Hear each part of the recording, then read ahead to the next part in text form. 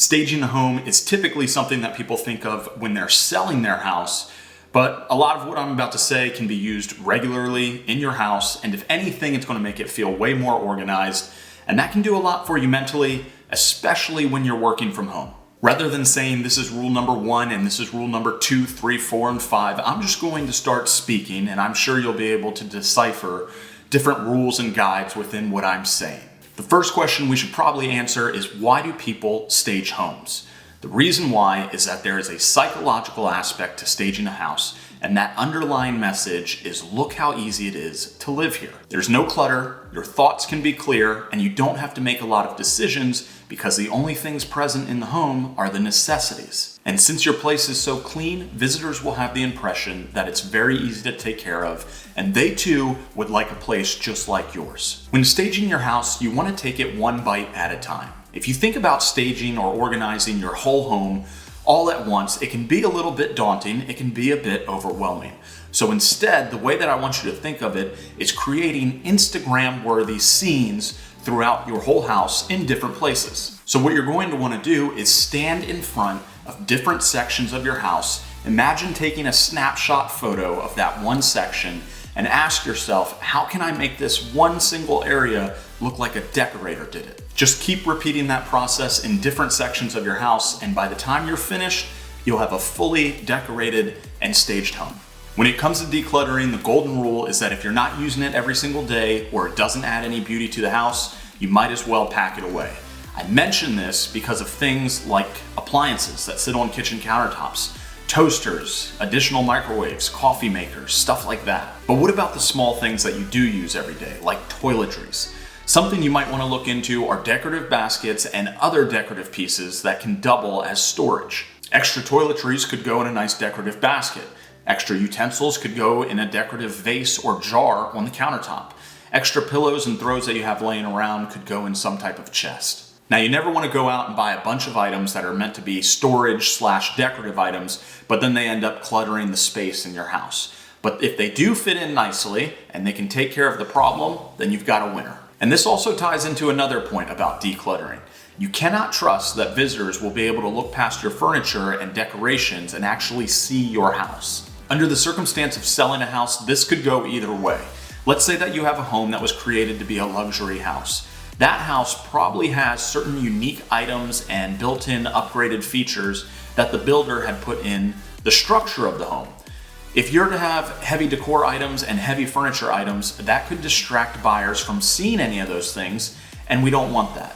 We want buyers to notice those things because those are the selling features of your house. On the other hand, if you know deep down that your home is not in the best condition and maybe the bones aren't as appealing, then go ahead and decorate away, because you might actually want buyers to be distracted by the staging and not pay attention to the actual structural features of the house. When setting up your furniture, you want to set it up in such a way that you're looking through the eyes of someone who has never been in that room before.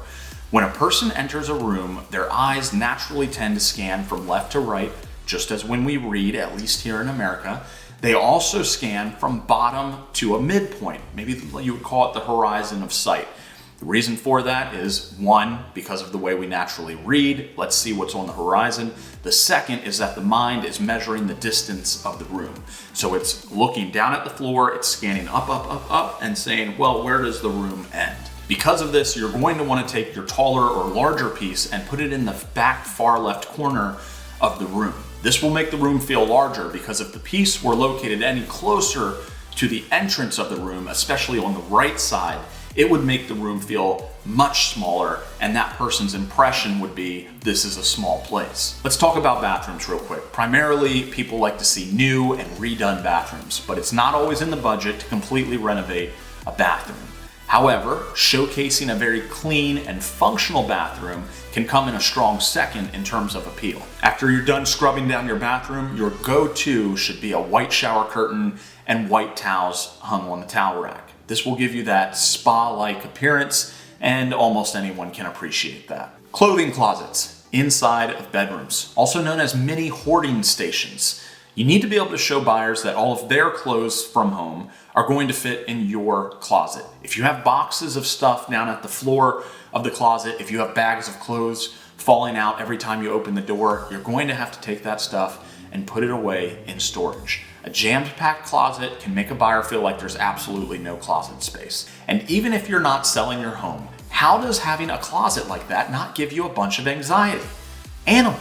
Something to remember, especially for pet owners and home cooks. People are sensitive to smells that they don't experience in their own homes. We, as the people living in our houses, become accustomed to smells and we don't even notice them anymore. But for the purpose of selling your house or having guests over, you're going to want to assume that your house has some smells. So what you do is you get your home professionally deep cleaned. And then the goal from there can be to just maintain that cleanliness as best as possible.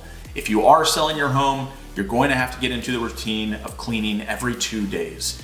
What you want to focus on is vacuuming, wiping down kitchen and bathroom sinks, and wiping down countertops as well as tables throughout the house.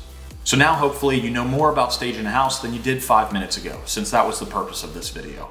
If you did like the video, feel free to hit the thumbs up and hit subscribe, and until next time, take care.